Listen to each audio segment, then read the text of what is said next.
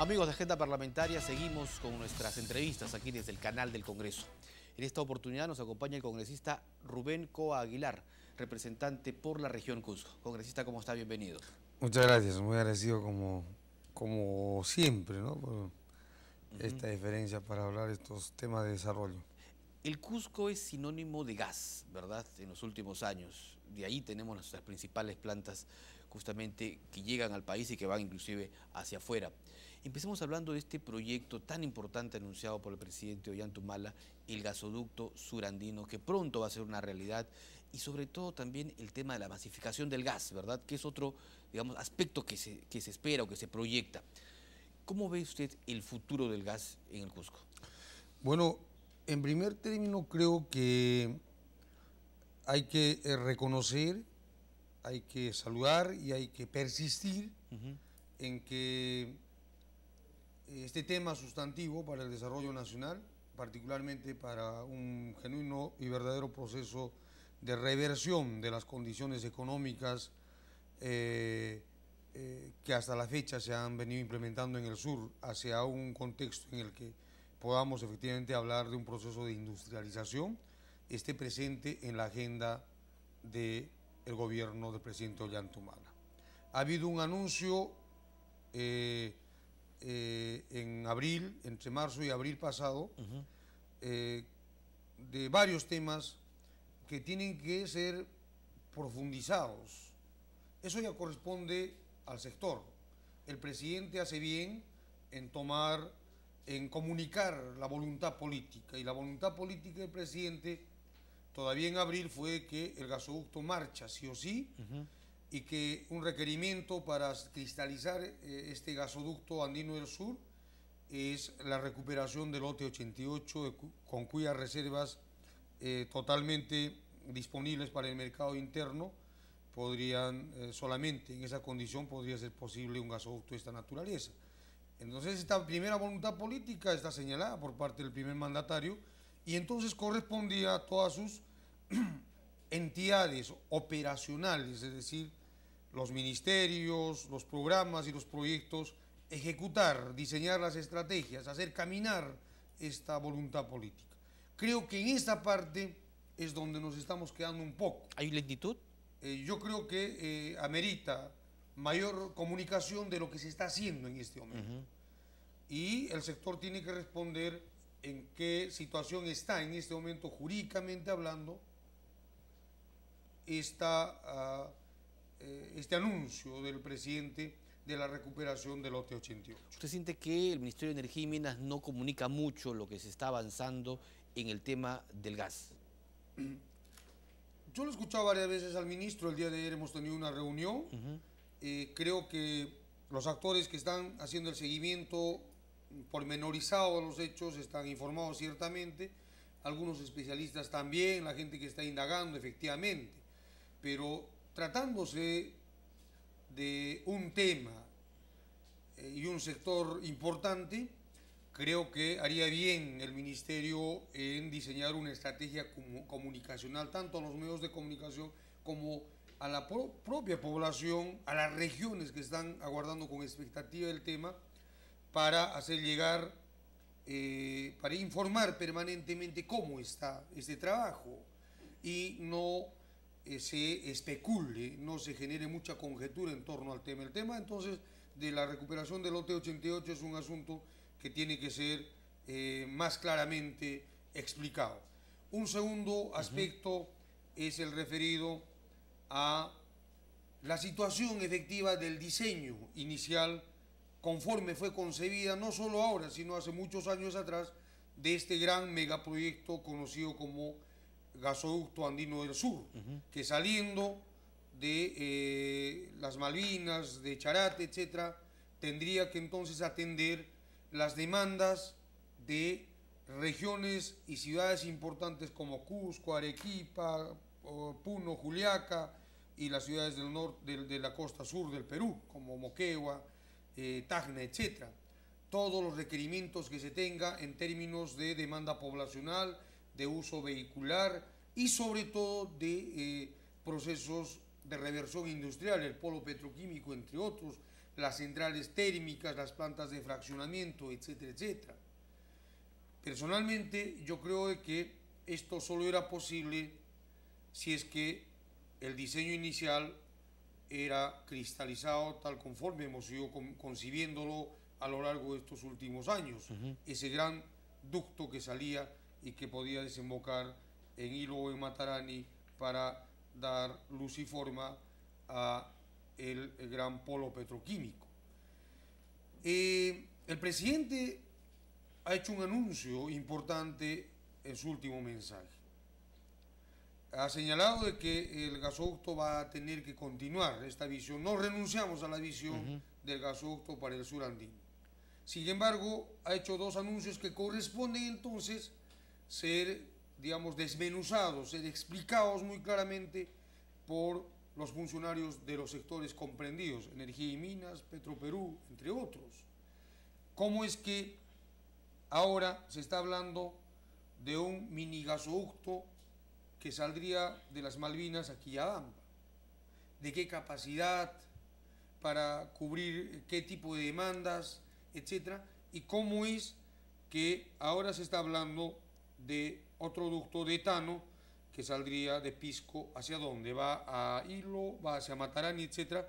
Aspectos que estamos consultando ciertamente y que pareciera que ha generado alguna confusión en la población del Macrosur, que tienen que también... ¿Usted ha pedido información sobre ese tema? ¿Ha pedido información? Sí, estamos en esa tarea, estamos solicitando una información. El día de ayer, vuelvo a reiterar, hemos tenido una primera entrevista con el ministro. Él nos informa de que no se renuncia a esta posibilidad del gasoducto andino del sur. Más bien, en la opinión del sector, es que para el corto plazo se estaría diseñando una estrategia más funcional, haciendo recurso de este mini gasoducto, haciendo uso de la estrategia del gas virtual, que es un gas comprimido que tendría que llegar a través de las carreteras, ¿no es cierto?, para atender en el corto plazo las demandas de poblaciones que también no son atendidas en este momento. Ahora, el tema del gas ha generado también algunos inconvenientes. Usted, en algunas oportunidades aquí en el programa, se preocupó mucho por estas denuncias sobre desvío, ¿verdad?, del gas que inicialmente tenía como destino el exterior, pero que finalmente llegó a el Asia, en donde, digamos, no se pagaba lo mismo por aranceles. Finalmente, el saliente presidente de Perú, Petro, ha confirmado esta información. En ese aspecto, ¿qué acciones se van a tomar desde el Congreso, tomando en cuenta que el Parlamento tiene una función fiscalizadora? Sí, hemos cursado varias comunicaciones y está planteada una moción para que el ministro de Energía y Minas, había cuenta de que este ya es un tema que ha rebasado la información requerida de los sectores como Perú Petro, se presente en el pleno, en el seno del Congreso para que explicite, yo creo que para que explique claramente estos pormenores. Esta debe ser una práctica democrática que no genere resquemores, es decir, cuando se pide la presencia de un ministro o de un alto funcionario ante el seno del Congreso, no debe ser asumido como que aquí hay una voluntad desestabilizadora, de querer interpelar. Absolutamente, debiera ser una práctica permanente para dilucidar, para discutir, para explicar los pormenores de las cosas, de las dudas que se están generando. Entonces, es claro de que en este momento ya está reconocido de que hay un problema acá y que ya se está llegando a una instancia dirimiente que sería una instancia arbitral, conforme, entiendo, a los términos del contrato. Bueno, pero Pluspetrol ha incumplido el contrato.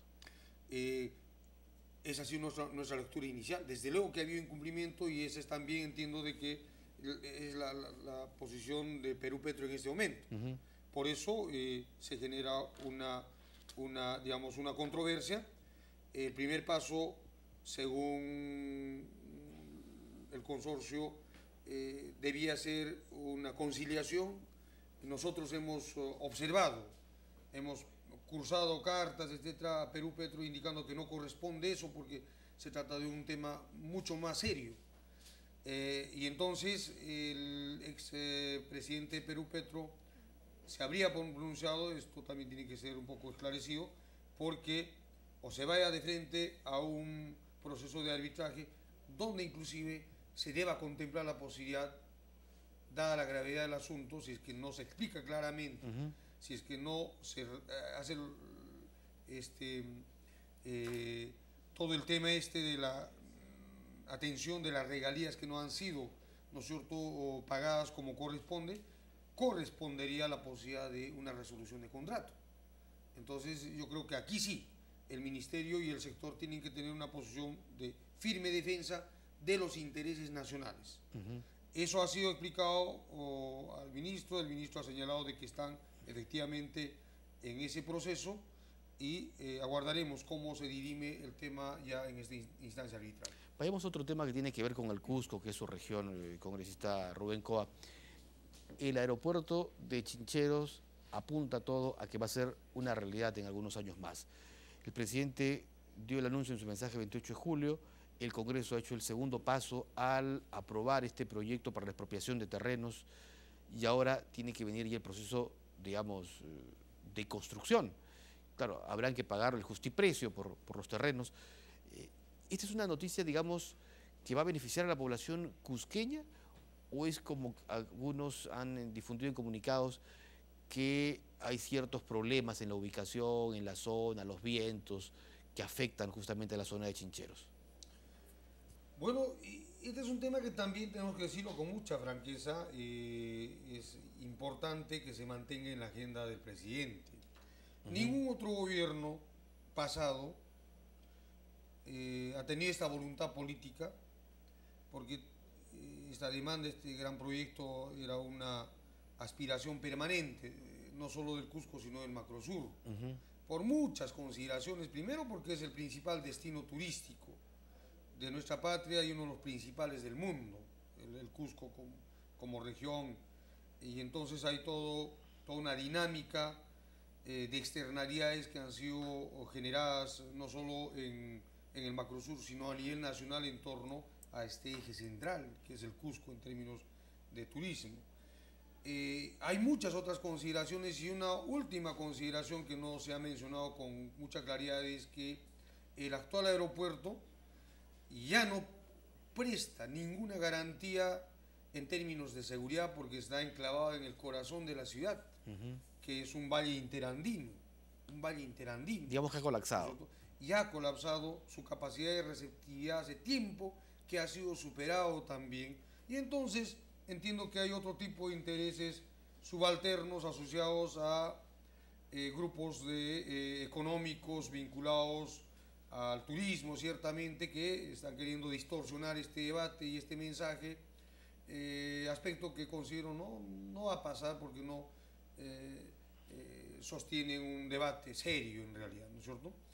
Por el otro lado, creo que se ha dado la autorización al gobierno regional del Cusco. Este es un primer gran paso para que sanee los terrenos, para que adquiera los predios necesarios para la construcción, y la información que tenemos, y en ese sentido ha salido esta norma con nombre propio porque ya hay estudios preliminares que datan de hace muchos años, hay toda una década de proyectos, de investigación, de estudios, etcétera, que dan cuenta de que la mejor zona sería Chincheros. Había cuenta de que también hay otras opciones que últimamente han sido presentadas en otras zonas.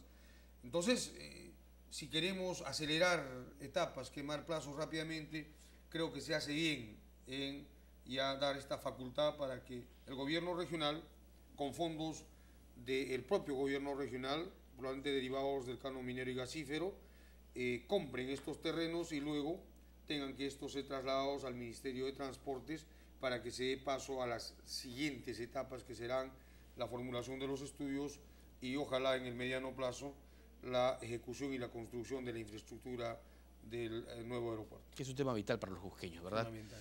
Congresista Coa, lamentablemente el tiempo nos ha quedado un poco corto, vamos a seguir conversando en otra oportunidad, pero le agradezco por haber dado esa deferencia de estar aquí en los estudios del canal del Congreso. No, estas órdenes como siempre. Muy amable. El congresista Rubén Coa Aguilar, representante por la región Cusco, estuvo aquí en Agenda Parlamentaria.